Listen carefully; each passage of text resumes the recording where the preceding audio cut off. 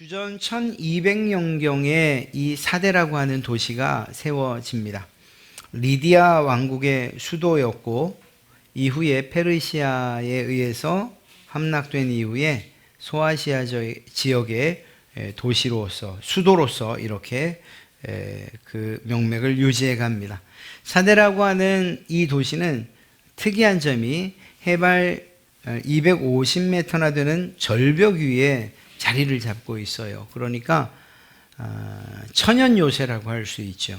삼면은 절벽이고 한 곳만 이 출입로로 가능한 곳이었습니다. 그러니까 지리적으로 전쟁에 아주 유리한 조건을 가지고 있는 그런 지형이었습니다. 그래서 실제로 이 성이 역사적으로 함락된 것은 단 2번이었어요. 그리고 페르시아에게, 그리고 또 이후 로마 알렉산더에게 그렇게 함락당하게 됩니다. 한 방향의 좁은 입구를 통과하면 그리고 나면 큰 분지 그리고 넓은 평원이 펼쳐져 있고 그 위에 도시가 건설되었던 것입니다. 특별히 이 사대에는 많은 금이 나는 도시로 알려져 있습니다. 사금이 유명했고요. 그래서 실제로 이 사금을 가지고서 최초의 이 금 화폐까지 만들어낼 정도의 그러한 부유한 도시였습니다. 그러다가 주전 546년경에 페르시아에 함락이 되고 점령당한 이후에 그리스를 거치고 또 로마를 거쳐서 결국은 점령당하고 그러니까 독립된 나라로서의 기능을 상실한 채 그렇게 숱한 전쟁을 치르게 됩니다. 그러다가는 주후 17년에는 엄청난 지진이 있어서 이 도시가 거의 초토화되게 되죠. 그 이후에 황제 아우구스투스의 지원을 받아서 이 도시가 다시금 재건이 됩니다. 그럼에도 불구하고 그 도시는 여전히 부요했고 그리고 살만한 그러한 도시였다 이렇게 알려져 있습니다. 이런 도시 위에 교회가 세워졌어요. 예수님께서 7개 교회를 이야기하실 때 우리가 앞서 살펴봤던 그러한 교회들 대부분 한두어 가지 정도는 칭찬이 있었어요. 그런데 이 사대 교회는 아무런 칭찬도 없었던 첫 마디부터 매우 강하게 책망을 하시는 것을 보게 됩니다. 1절 후반부를 보면 내가 내 행위를 아노니 내가 살았다 하는 이름은 가졌으나 죽은 자다 이렇게 그 1절부터 첫 일성부터 아주 강한 책망을 하고 있는 것을 보게 되죠. 사대교회 성도들은 스스로 생각했어요. 우리는 살아있는 교회, 살아있는 성도다. 우리만한 교회가 어디 있겠는가 이렇게 생각을 했던 것입니다. 그런데 정작 예수님께서는 전혀 다른 평가를 하고 또 전혀 다른 말씀을 하고 계셨어요. 너희는 죽었다라고 이야기하는 것이죠. 이러한 주님의 경고는 오늘 우리 갈릴리 교회도 동일하게 주어지고 있습니다. 주님이 여러분과 또 우리 갈릴리 교회를 저를 어떻게 보시는가 하는 이것이 중요하다 하는 것입니다. 우리 스스로 우리는 정말 잘하고 있어. 이 정도면 충분하지. 우리가 부족한 것이 무엇이 있는가. 이런 자신감을 가지고서 스스로를 지켜 세운다 할지라도 주님이 보실 때에 아니다. 너희는 죽었다. 라고 말씀하신다면 실제는 우리는 죽은 것이라는 거예요. 우리가 살아있다고 해도 여전히 죽은 자라는 사실을 우리는 알아야 됩니다. 우리 스스로의 평가보다 또 혹은 주변의 다른 사람들의 평가, 서로를 향한 평가보다 더 중요한 것은 예수 그리스도 그분의 인정과 평가이기 때문인 것입니다. 우리는 사대교회를 향한 예수님의 이러한 강력한 경고와 그리고 또한 권면의 메시지를 들으면서 그들에게 칭찬이 없고 또 인정하는 것이 없다는 이 사실이 사대교회에게 희망이 없다라는 말이 아니라는 것을 알아야 됩니다. 예수님께서 왜 이 말씀을 하시는가 하는 그 뜻을 분명히 알아야 된다는 것이죠. 현재는 죽어 있지만 그러나 예수님이 바라시는 것이 무엇이죠? 살아나기를 원하시는 거예요.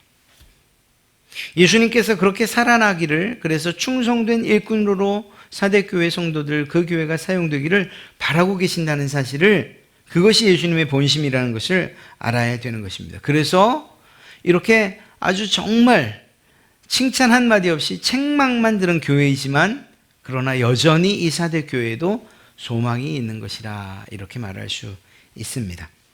오늘 사도 요한에 의해서 소개되는 주님의 이름, 이 주님의 이름에 우리는 주의를 기울여야 하죠. 그리고 그것을 살피면 이 사대교회를 통한 사대교회가 살아날 수 있는 방법을 큰 그림으로 제시해주고 있습니다.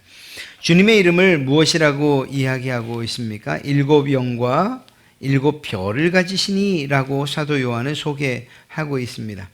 일반적으로 하나님의 7영은 성령님을 이야기합니다. 의미합니다.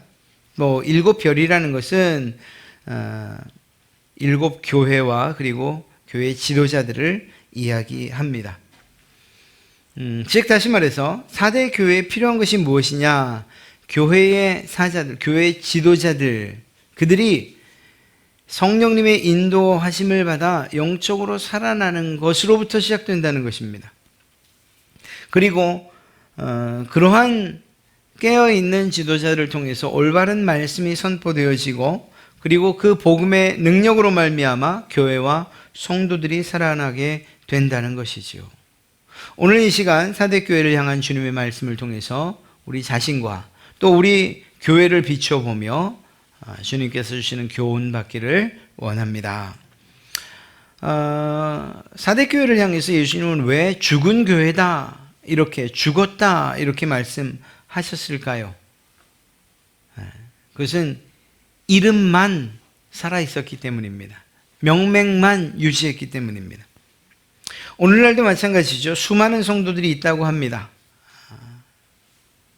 우리 교회도 그렇고 지역도 그렇고 도시도 그렇고 나라도 그렇고 전 세계 말입니다. 예수님을 믿는다고 하는 많은 성도들이 있습니다만 안타깝게도 모두가 살아있는 성도라고는 말할 수 없다라는 것입니다. 스스로 이력서를 작성하거나 당신의 종교가 무엇입니까? 말하면 저는 기독교인입니다 라고 그렇게 말을 합니다만 실상은 죽은 교인일 수 있다는 사실을 우리는 명심해야 되는 것이죠. 오늘날 교회가 정말 많지만 수많은 교회가 있지만 그 교회들이 전부 다 살아있는 교회라고 말할 수는 없을 것이라는 것입니다. 그들은 각자, 우리도 마찬가지입니다만 우리는 살아있는 교회입니다. 우리는 생명력을 품고 그 생명력을 전달하는 교회입니다. 그렇게 표를 정하기도 하고 그 표를 외치기도 합니다만 그러나 실상은 죽은 교회일 수도 있다라는 사실을 기억해야 됩니다. 이렇듯 죽은 교회와 살아있는 교회, 과연 무엇으로 이것들을 구별할 수 있을까요? 오늘 1절 말씀 중에 보면 매우 단순합니다. 그런데 명확합니다. 주님은 말씀하십니다. 내가 내 행위를 아노니, 그 행위를 보고 주님께서 말씀하시는 거예요. 살았으나 죽었다라고 말이죠. 행위란 무엇입니까? 그 어떤 이들에게서 나타나는 열매라고도 이야기할 수 있을 겁니다. 계속해서 2절 말씀을 보면 내 하나님 앞에 그들의 행위가 온전하지 못했다 이렇게 이야기를 하고 있죠. 하나님 앞에서 온전한 행위를 발견하지 못했을 때 그 교회를, 그 성도를 죽었다 이렇게 표현하신 것입니다. 사람마다, 교회마다 다 행위가 있어요. 지금 우리들도 무엇을 하고 있죠? 예배하고 있어요. 아까 찬양도 했어요. 기도도 했어요. 하나님께서 우리에게 명령하신 그러한 형식에 따라서 그리고 그 순서에 따라서 예배를 지금도 드리고 있어요. 이것을 행위라고 이야기할 수 있죠. 신앙의 행위, 종교의 행위라고 말입니다. 그런데 중요한 것은 무엇입니까? 하나님께서 인정하시는 그러한 행위가 있는가 없는가 하는 거예요. 이스라엘 백성들이 하나님의 그 심각한 책망을 받을 때, 선지자들에게 아주 혹독한 그러한 책망을 받을 때에 그들이 예배하지 않았었나요? 아니에요. 예배했었습니다. 그들이 하나님께 예배했었어요. 가장 좋은 것들로 하나님께 드렸던 사람들이에요. 그럼에도 불구하고 그 종교적인 행위와 신앙의 행위가 있었음에도 불구하고 하나님은 그들을 예배하지 않는 자로 규정하셨고, 그들의 재물이 받을 만하지 못한, 온전치 못한 재물이라고 이야기하셨다는 거죠. 무엇 때문입니까? 하나님의 관점에서 그랬다라는 것을 알 수가 있습니다. 하나님 앞에서 온전하지 못한 예배였다라는 사실, 그것을 이야기하고 있는 것입니다. 사실 우리가 신앙생활을 할 때에도 이 점을 주의해야 합니다. 이걸 바꿔 말하면 사람들이 어떻게 나를 인정할까? 사람들이 내가 신앙하는 것을 어떻게 볼까? 즉 사람 앞에 보이려고 하는 이러한 신앙생활이 아니라 하나님께서 인정하시는 그러한 삶을, 그러한 신앙을 해야 한다는 것이죠. 사람들의 인정이 아니라 하나님의 인정을 갈망하면서 그렇게 신앙생활을 해야 된다는 것입니다. 모든 교회가 그럴 리는 없습니다. 그러나 오늘 우리 한국의 교회들을 한번 둘러보십시오. 얼마나 외형적으로, 또 예배 드리기에, 안락한 예배를 드리기에 좋은 환경들을 갖춘 교회가 얼마나 많습니까? 세계 어느 교회와 비교해도 아마 손색이 없을 겁니다. 교회의 규모나 시스템, 사실 저희 교회도 꽤 잘 갖춰져 있는 편이라고 할 수 있어요.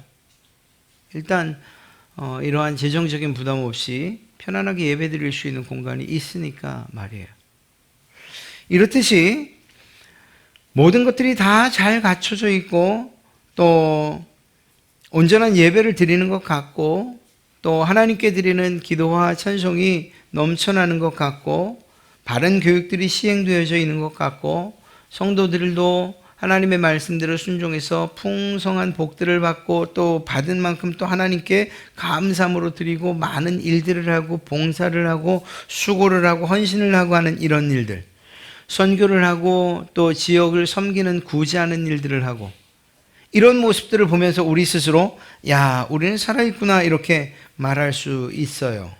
그런데 실상은 내가 살아있다, 우리가 정말 잘하고 있다라고 말하기 전에 실제로는 우리를 먼저 돌아보는 일들이 있어야 된다라는 것입니다. 사대교회가 그랬던 것처럼 말입니다. 사대교회는 물질적으로 부족함이 없었던 교회라고 알려져 있습니다. 아까도 말씀드렸던 것처럼 그 지역에서 나는 그 금, 그리고 또 이 경제활동 등을 통해서 그들은 부요함을 누리고 있었어요. 아마도 훌륭한 예배당이 있지 않았겠습니까? 또 뒤에 살피겠지만 그렇게 훌륭한 예배당, 또 로마의 건축 양식을 따른 이렇게 보기에도 참 괜찮은 그러한 예배당들이 있었을 것이라고 생각합니다. 그래서 그들은 스스로 말한 거예요. 우린 살아있다 이렇게 말이죠. 그러나 주님은 내가 내 행위를 나누니 너는 죽었다. 살았다는 이름은 가졌는데 실상은 죽었다 이렇게 말씀하셨던 것입니다. 이 교회가 어떻게 죽은 교회라는 이야기를 듣게 됐을까 하는 것을 한번 생각해 볼까요? 우리가 앞서 살펴봤던 교회들, 그 교회들의 이야기를 할 때에 단골 메뉴처럼 등장했던 것들이 있어요. 그것은 바로 박해와 핍박입니다. 또 이단의 공격이었어요. 그런데 오늘 사대교회에 관한 이야기를 들으며 핍박, 박해, 혹은 이단의 공격, 환난, 이러한 이야기들이 있던가요? 없어요. 다시 말하면 사대교회가 죽은 것은 이단이나 황제 숭배나 우상 숭배를 거부해서 핍박으로 죽고 환난으로 죽고 그렇게 죽었다는 의미가 아니에요. 오히려 그 반대로 너무나 평안했던 것입니다. 너무나 안락했던 거예요. 두려움도 없었고 핍박도 없었던 거예요. 여러분, 어떻게 이렇게 교회가 평안할 수 있었을까요? 추론해 보면 타협 외에는 다른 이유가 없어요. 말씀드렸던 것처럼 로마의 핍박이 없었다. 왜냐하면 그 당시엔 다 로마의 핍박이 있었지 않습니까? 황제의 숭배를 거부한 것 때문에, 또 때로는 기독교에 대한 오해 때문에 가진 핍박들이 교회에 다 있었어요. 이단의 공격도 있었어요. 그런데 이러한 것이 없었다는 것은 무엇을 의미하는 것이겠습니까? 바꿔 말하면 로마의 핍박이 없었다는 것은 로마가 핍박할 이유가 없었던 거라, 이렇게 볼 수 있지 않겠어요? 더 신랄하게 이야기하면 로마 편으로 생각했던 거예요. 로마 정부가. 여기는 건들지 않아도 돼. 왜? 우리 편이니까. 이렇게 생각할 수 있었다는 겁니다.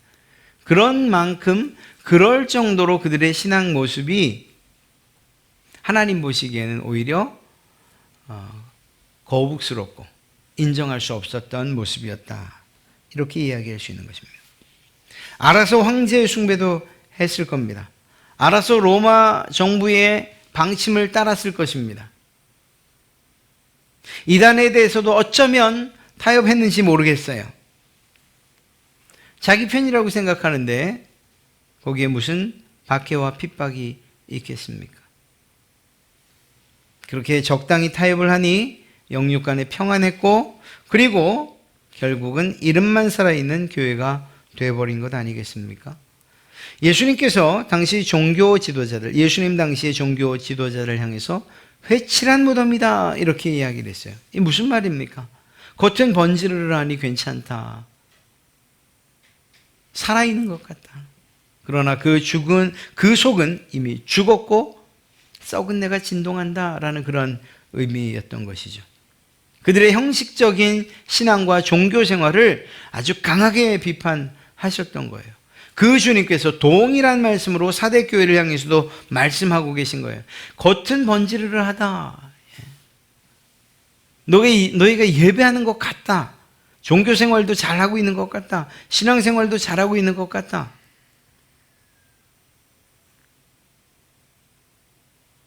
봉사도 헌신도 또 헌금 생활도 잘하고 있는 것 같다. 그러나 사실은 회칠한 무덤처럼 속은 이미 죽었고 영혼은 살 소망이 없고 썩은 내가 진동한다, 이렇게 이야기하고 계신 것입니다. 이 교회가 주님께 그토록 책망받은 이유가 무엇일까요? 어쩌면 무감각함 때문이라고 이야기할 수 있을 겁니다. 여러분, 고통을 너무 크게 느끼는 병이 있어요. CRPS라고 불리는 복합부위 통증 증후군이라고 합니다. 사실은 제 친구도 한 명 이 병을 앓고 있어요. 그런데 이 친구는 전도사 시절에 교회차를 운전하다가 사고가 났는데 그 사고 이후에 이 병이 걸렸어요. 제가 그걸 몰랐어요. 결혼식장에서 만났는데 이름을 부르면서 반갑다 그러고 악수를 했는데 갑자기 정말 자지를 질 듯이 소리를 치는 거예요. 너무 아프다는 거예요. 건들기만 해도, 바람만 스쳐도 아프대요. 믿어지지 않죠. 저는 그런 경험이 없으니까. 그런데 이러한 아주 세미한 자극도 강한 통증으로 느끼는 거예요. 이건 질병이에요. 당사자로서는 너무나 힘들고 어려운 병입니다. 그렇다면 반대로 그래, 통증, 이 아픔을 느끼는 게 이게 정말 힘들구나. 그러면 아픔을 느끼지 않으면 좋겠다. 통증을 느끼지 못한다면 정말 행복한 일일까 생각해 봅니다. 아니죠. 그럴 수 없어요. 그 또한 심각한 병입니다. CIPA, 즉 선천성 무통각증 및 무한증이라고 하는 병인데요. 이건 오히려 다쳐도 그 느낌이 없어요. 감각이 없어요. 심지어는 부러져도 찢어져도 그것에 대해서 알질 못해요. 왜? 감각이 없으니까요. 어떻게 되겠습니까? 아파야 치료가 되고 아파야 그 증상에 대한 제대로 된 치료가 이루어질 텐데 그것이 없으니까 때로는 상처난 채로 썩어가기도 하고 부러져도 그냥 통증 없이 아무런 문제가 없는 것처럼 착각을 하게 돼 가는 거죠. 큰일이에요. 아파야 살아있는 사람입니다. 아파야 소망이 있습니다. 왜냐하면 아파야 그것에 대한 원인과 또한 치료를 할 수 있기 때문이죠. 이것은 우리의 몸만이 아니에요. 우리의 영혼도 마찬가지입니다. 내 영이 여러분 우리 교회의 이 교회 안에서 느끼는 이러한 아픔 이것이 느껴져야 돼요. 내 영혼이 우리의 영혼이 병이 들고 다 죽어가는데도 이런 아픔이나 감각이 없이 그저 모든 것이 좋다 이렇게 이야기한다면 그것이야말로 큰일이에요. 예배하지 않는데도 마음이 평안하십니까? 찬송이나 혹은 기도하지 않는데도 그냥 살아갈 만하십니까? 그렇다면 그 무감각을 좀 한번 의심해 보셔야 돼요. 참 감사하게도 이번에 예배하지 못하는 사이에 저희가 예배를 한동안 못했잖아요. 저희 권사님들을 만날 때마다 아이고 참 제가 어디 가서도 늘 이야기하는데요. 권사님들이 저를 만나면 뭐라고 하시는지 아세요? 나만 좀 나가면 안 될까? 다 그러세요. 다 나만 좀 나가면 안 될까? 아무도 없으니까 나만 좀. 제가 그 이야기를 들으면서 우리 교회는 소망이 있다. 단지 예배드리는 스마트폰으로 예배하는 게 불편해서 그랬을까요? 저는 그렇게 생각하지 않아요. 예배에 대한 갈망과 소망이 있기 때문이다 이렇게 생각을 했어요.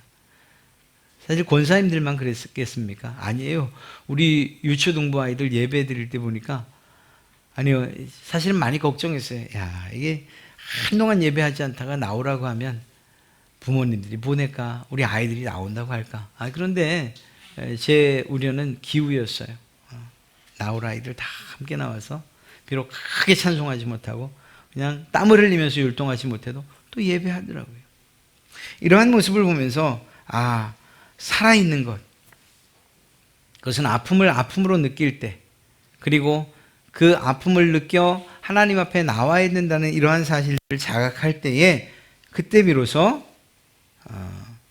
살아있는 것이고 하나님께서 인정하는 교회가 되는 것이구나. 육신적으로 편안하고 그리고 또 아무런 문제가 없는 그것이 안심이 되고 내가 잘하고 있다는 착각으로 여겨지지 않는다면 그 교회에 소망이 있는 것이구나 이런 생각을 해보게 됩니다. 사도 요한이 요한계시록을 쓸 당시에 이 사대 도시는 크게 번성한 그러한 도시였다고 합니다. 말씀드린 것처럼 사금 그리고 또 금화 등등 또 여러 가지 각종 사업들이 활발하게 이루어졌다는 증거들도 많이 있고요. 문제는 이러한 부유함 때문에 사치와 향락이 심했고 교회조차도 이것에 휩쓸린 이러한 타락에 휩쓸려져 있었던 것은 아닌가 이렇게 생각을 해보게 되는 것입니다. 신앙적으로 너무 편안한 것이었어요. 니골라당 같은 이단도 없었고 황제 숭배 같은 그런 핍박도 없었어요. 정치적으로도 경제적으로도 부족함이 없었고요. 신앙적인 박해받지 않았어요. 그러니까 아무런 문제 없이 평안한 삶을 유지해 갈 수 있었던 거죠. 이것이 잘못됐다는 건 아니에요. 그렇게 평안한 삶을 살게 해주셨을 때에 그러한 하나님의 은혜에 대해서 감사하고 오히려 더 충성하면서 그럼에도 불구하고 영적인 자각을 가지고서 하나님 앞에 섰어야 돼요. 여러분 우리 교회가 평안하다고 그것 자체만으로 우리가 문제가 있다 이렇게 이야기할 수는 없어요. 평안할 때에 하나님 앞에 더 신실하고 더 충성되게 그리고 살아있는 자의 행위를 나타내며 우리가 신앙한다면 이러한 책망과는 상관없는 교회가 될 줄로 믿어요. 또 그렇게 돼야 돼요. 매번 환난이 있고 핍박이 있고 죽음의 공포를 느끼면서 그렇게 신앙한다고만 해서 우리의 영혼이 깨어나는 것은 아닐 거예요. 물론 그런 상황에서 하나님을 더 의지하겠지만 말입니다.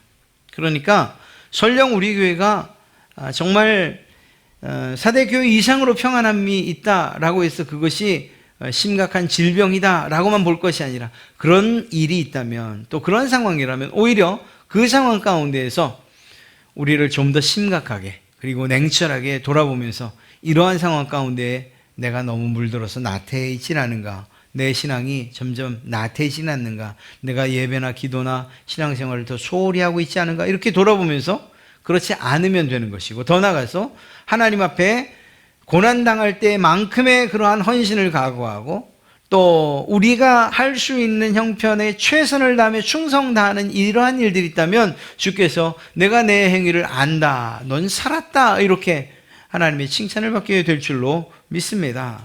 이것이 우리 교회, 이러한 모습이 우리의 교회라고 한다면 얼마나 감사하겠습니까? 그런데 이와 반대로 육신적으로 평안하고 신앙적으로 평안하고 또 아무런 문제가 없고 한 것이, 그것이 그만 우리를 잠자게 한다면 그것은 문제라는 것입니다. 우리가 스스로 돌아보며 건강한 영혼을 가지고 있는지, 깨어있는 영혼을 가지고 있는지, 죽어있지 않은 감각을 가지고 있는, 무감각이 아니라 살아있는 감각을 가지고 있는 그러한 영혼인지 스스로를 돌아볼 수 있다면 그것이야말로 참으로 감사한 일이요, 또한 하나님께서 주신 복이라고 이야기할 수 있을 것입니다. 우리 교회가 이렇듯 살아있는 교회, 성령님께서 함께 하시는 교회, 주님께서 인정하시는 그러한 교회가 되기를 원합니다. 이러한 일들을 위해서 우리는 온전해져야 돼요. 주께서 사대교회를 온전하지 못하다고 이야기했지 않습니까? 어떤 부분에 있어서 온전해야 될까요? 첫째는 하나님께 드리는 예배가 온전해져야 돼요. 낙심하지 마십시오. 우리가 지금까지 온전한 예배를 드리지 못해서 영상으로 예배를 했으니 말이야. 아니에요. 어떤 방식으로 예배하느냐가 중요한 게 아니에요. 우리가 설령 이곳에 다 모여서 예전과 같은 예배를 드린다 하더라도 그것이 반드시 온전한 예배라고 말할 수만은 없어요.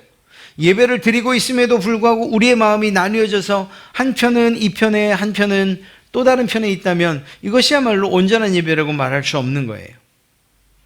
전체가 다 예배하는 모습이 거룩하고 또 하나님께서 기뻐 받으실 만하다 할지라도 혹여 예배하는 우리의 마음이 갈려져서 한편은 하나님께, 한편은 세상에 속해 있다면 온전한 예배라고 말할 수 없는 거예요. 우리의 마음과 뜻과 정성을 다해서 하나님 앞에 집중하여 드리는 이러한 예배가 있어야 되고, 그러한 온전한 예배가 있을 때 하나님께서 살았다, 주님께서 살았다 하는 이러한 말씀을, 그러한 인정을 하실 줄로 믿습니다. 또한 우리 가운데, 우리 교회 가운데 기도하는 이러한 기도가 멈추지 않는 교회가 되어야 될 것입니다. 이 사대라는 성이, 사대의 도시가 멸망할 때 이야기는 참 많이 알려져 있어요. 역사적인 일이기 때문에 그렇습니다. 말씀드린 것처럼 삼면이 절벽이었고 한 곳만 지키면 됐기 때문에 도저히 어떤 강한 군대라 하더라도 이 성을 함락시키기가 어려웠어요.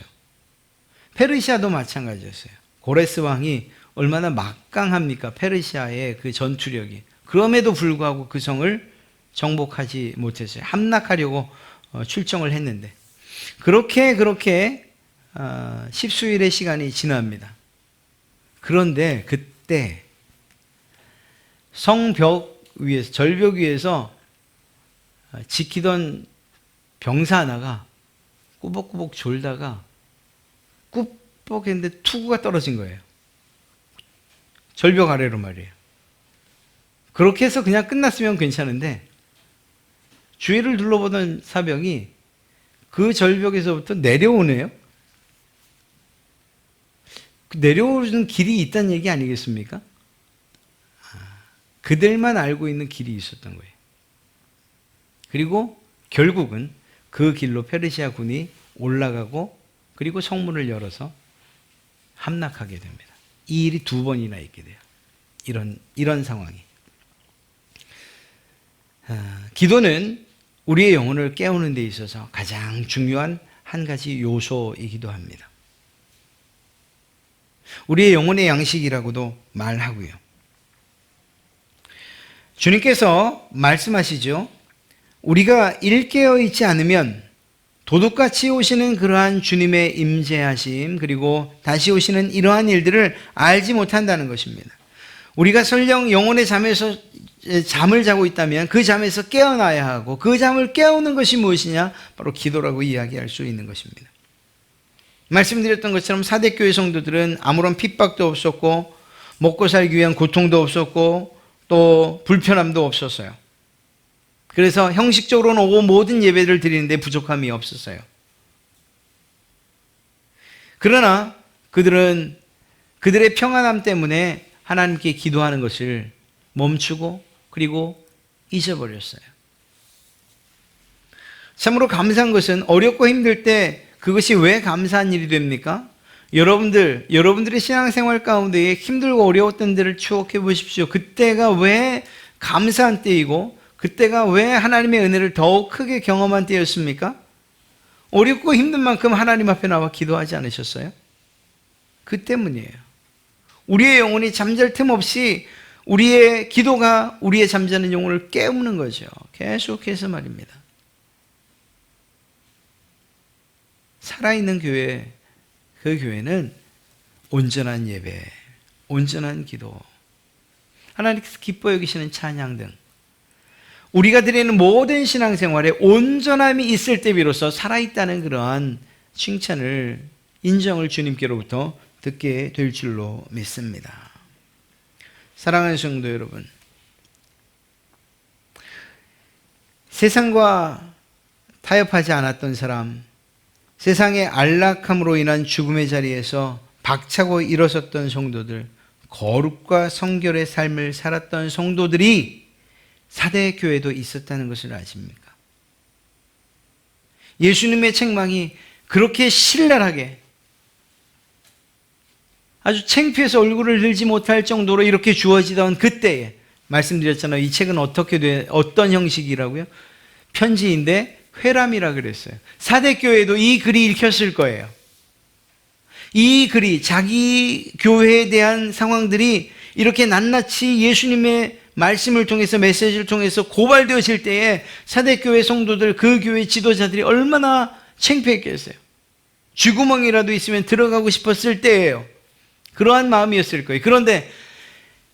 그런데 한 줄기 빛처럼 이런 메시지도 전해집니다. 4절 말씀을 보니, 그러나 사대에 그 옷을 더럽히지 아니한 자 몇 명이 내게 있어. 사대교회를 향해서 이 글이 읽혀질 때에 창피함에 얼굴을 숙이고 있는 것이 아니라 오히려 감사함에 고개를 숙이고 하나님께 기도했던 자들이 있었을 거라는 거예요. 몇 명. 모든 사람들이 다 평안함 가운데, 안락함 가운데에 영혼이 잠자는 상황 가운데 있었던, 그래서 죽었다라는 책망을 듣는 그 사대교회 안에도 여전히 살아있는 성도들이 있었다는 것입니다. 주님은 이것으로 만족하지 않는 거예요. 다시 말씀드리잖아요. 주님께서 하시는 이유가 뭐예요? 이렇게 책망하시는 이유가 무엇이에요? 5절 말씀을 보면, 이기는 자는 이와 같이 흰옷을 입을 것이요 내가 그 이름을 생명책에서 결코 지우지 아니하고 그 이름을 내 아버지 앞과 그의 천사들 앞에서 시인하리라. 이 말이 무슨 말입니까? 내가 너희를 죽었다고 책망했지만, 그러나 내가 원하는 것은 무엇이냐? 너희가 살기를 원한다, 이기기를 원한다, 이건 말씀하시는 것 아닙니까? 그러니 세상과 타협하지 말아라. 세상의 편안함과 그리고 안락함에 물들지 말고 그곳에 파묻혀 잠들지 말아라. 세상으로부터 아무런 박해와 핍박이 없다는 것은 이미 세상 사람이 되었다는 그러한 사실이기도 하다. 무감각해져서 죽어가는 영혼을 직시해라. 주님께서 말씀하시는 거예요. 그리고 더 나아가 무엇이라고 말씀하십니까? 그러니 회개해라. 온전히 예배하고 온전히 기도하고 너희가 드리는 헌신과 봉사에 온전함이 있도록 그렇게 해라. 배운 바대로 생각하고 그리고 배운 것을 그대로 지켜서 하나님께서 기뻐하시는 그러한 거룩과 성결의 삶을 살아라. 세상과 악에게 지지 말고 손으로 그 세상과 악을 이겨라. 주님께서 그 다음에 무엇이라고 하십니까? 이기는 자에게 내가 흰옷을 내가 입혀줄 것이다. 친히. 그리고 그 생명책에 내가 기록한 것을 아무도 지우지 못할 것이다. 하나님과 천사들 앞에서 내가, 예수님이 말씀하신 거예요. 내가 너희를 자랑스러워할 것이다. 이렇게 말씀해 주고 계시는 거예요. 무슨 말씀인지 아시겠어요? 사대 교회를 하나님이 여전히 사랑하고 계시다는 거예요. 남아있는 자들뿐만 아니라 지금 죽었다고 내가 이야기한 너희들도 다시금 회개하여 살아나길 원하신다는 이 일을, 이 사실을 주님이 이야기하고 계신 것입니다. 사랑하는 성도 여러분, 혹여 오늘 말씀을 듣다가 야, 내가 지금 나에게 말씀하시는 것 아닌가? 원래 그래요. 성경 말씀은, 설교는 언제나 다 나에게 하는 것처럼 들려요. 저도 마찬가지고요. 혹여 그러한 마음이 드신다면 낙심하지 마세요. 주님도 그러셨는데 제가 여러분들 낙심하라고 이야기하겠습니까? 여러분 죽은 사람들이에요. 여러분 영혼 죽은 거예요. 그러니까 소망이 없어요. 제가 이 이야기를 하는 거예요? 아니잖아요. 그게 아니고 오히려 그 사실을 안다면, 그것이 여러분에게 찔림이 된다면 이제는 그 잠에서 깨어나십시오라는 거예요. 주님이 말씀하시는 것처럼 이제는 거룩과 성결로 세상의 안락함보다는 주님을 따르는 그러한 성도로서, 그 십자가를 진 자로서 이기십시오, 이 말씀을 드리고 싶은 거예요. 사랑하는 성도 여러분, 이기십시오. 그래서 그 어느 날 주님을 만나게 된 그날, 그 주님께서 내가 내 손으로 네 이름을 생명책에 기록했다. 아무도 지우지 못하게 했다. 내가 하나님 앞에서, 천사들 앞에서 내가 너를 자랑스러워한다. 내가 내 자랑을 한도 끝도 없이 이야기할 수 있다. 이렇게 말씀하시는 날이 오기를 주님의 이름으로 축복합니다. 사랑하는 성도 여러분, 정말 중요한 것은 이 세상의 풍요와 그리고 이 세상의 평안이 아닙니다. 얼마나 많은 것들을 가졌고 또 누리고 있느냐, 아니 누려야 하는가 하는 이것이 아닙니다. 중요한 것은 여러분의 영혼이에요. 영적으로 볼 때 우리가 죽었나 아니면 살았나 하는 이것이 중요한 것입니다. 왜냐하면 주님께서 평가하시고 인정하시는 것이 바로 이 영혼에 대한 문제, 살고 죽음의 문제이기 때문입니다. 말씀드린 것처럼 주님은 사대교회를 향하여 너희가 이젠 소망이 없어 라고 말씀하시는 것이 아닙니다. 오히려 이제는 깨어나라. 이제는 일어나라. 이제는 너희가 살아있다는 사실들을 온전한 행위로 나타내 보여라. 이렇게 말씀하고 계신 것입니다. 그리고 응원하시는 거예요. 잘한다. 이겨라. 힘내라. 주님의 이러한 응원이 여러분들을 향한 응원인 줄로 믿습니다. 오늘 이 시간에 다시 한번 나는 정말 살아있는 그러한 성도인가? 또 교회 중직자 되는 분들은 자신뿐만 아니라 우리 교회가 정말 살아있는 교회인가? 그러한 주님의 인정을 받을 수 있는 교회인가? 하는 이러한 진지한 주님의 질문에, 그리고 우리 스스로의 돌아봄에 아멘으로 대답하시는 그러한 축복이, 그래서 끝까지 승리하시는 여러분들이 되시기를 주님의 이름으로 축복합니다.